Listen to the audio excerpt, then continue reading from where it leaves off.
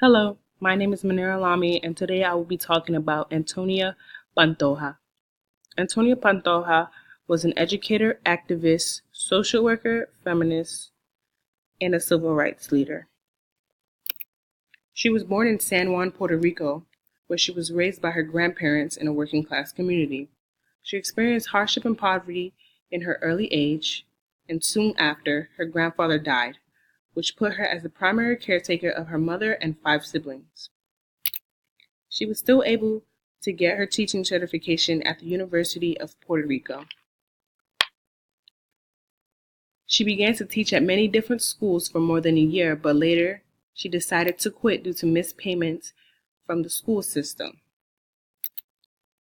She decided to move to New York City due to the way the Puerto Rican women were treated in her society, and the overwhelming responsibility to take care of her family was getting to be a bit much. During her time in New York City, she stayed in the Bronx, the Lower East Side, and Greenwich. She worked as a factory worker, making radios, paintings, and children's lamps during World War II. In Greenwich, she took a job as a youth worker in the community center. In 1952, she went to Hunter's College on scholarship, earning a bachelor's degree in sociology. While she was attending, she became more politically active on the issues of Puerto Ricans. Soon after, she obtained a master's degree in social work at Columbia University in 1954. Dr. Pantoja helped form the Hispanic Young Adult Association for the purpose of addressing the everyday needs of the community. It eventually became the Puerto Rican Association for Community Affairs. Many of the members of the Puerto Rican Association for Community Affairs and Dr. Pantoja herself eventually went on to form the Puerto Rican Forum in 1957. The Puerto Rican Forum is a leadership organization working to enhance the socio-economic conditions of the Latino population and other underserved communities. The goal was to clearly and directly address the needs and concerns of the Puerto Rican community. 4 years later, she and a couple of colleagues founded Aspiria in 1961. Aspiria is a nonprofit organization based on Dr. Pantoja's own views of the community leadership development.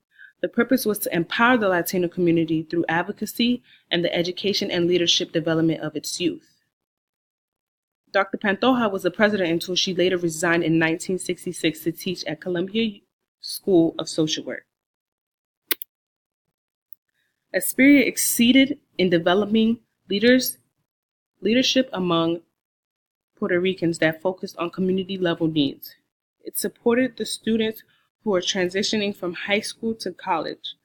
Aspiria went on to win a class action lawsuit filed in 1972 against the New York Board of Education to require bilingual education in schools. The lawsuit led the U.S. President Bill Clinton to award her the Presidential Medal of Freedom in 1996. This award was the highest civilian award obtainable. Only people who made a significant contribution to the national interests of the United States, world peace, or cultural interest.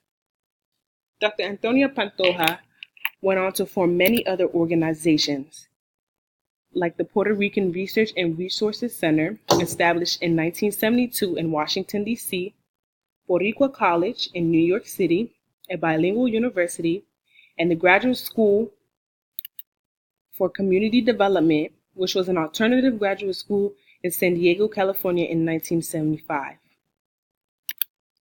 For health reasons, she moved to California in 1978 to become an associate professor at the School of Social Work in San Diego State University. While there, she was working and writing her memoir. Dr. Pantoja completed a doctor's degree in sociology in 1973 at Union Graduate School in Ohio. She moved back to New York City in 1999 when she heard threats of her bilingual education system, which she had initiated.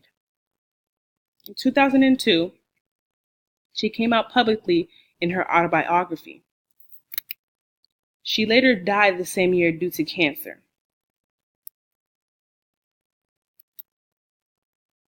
In 2012, she was inducted into the Legacy Walk, a public display in Chicago that honored the LGBTQ people. In 2015, she was named by the Equality Forum as one of their 31st icons, LGBTQ History Month. Her life was full of leadership, vision, and a passion for better and equal education. She is and will be remembered for all that she has done to help shape the education we have today. Thank you.